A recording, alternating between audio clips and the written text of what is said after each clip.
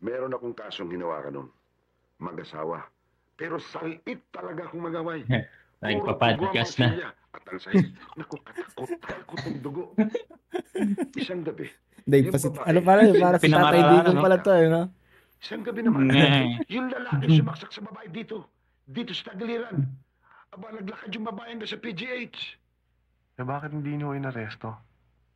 Eh, paano ang mga salit? Ayaw magdemandahan. Di walang kaso. Isang gabi nga eh, sobra na talaga nangyari. Nagkumpulan ang lahat ng mga kapitbahay sa kalye. Nagsisigawan.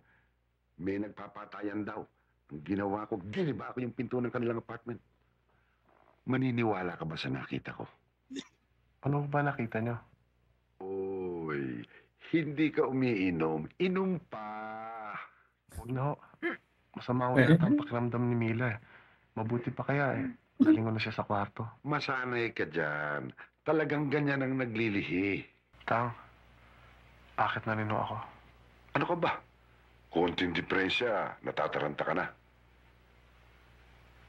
Mahina pala ang loob mo. Hindi ka pwedeng pulis.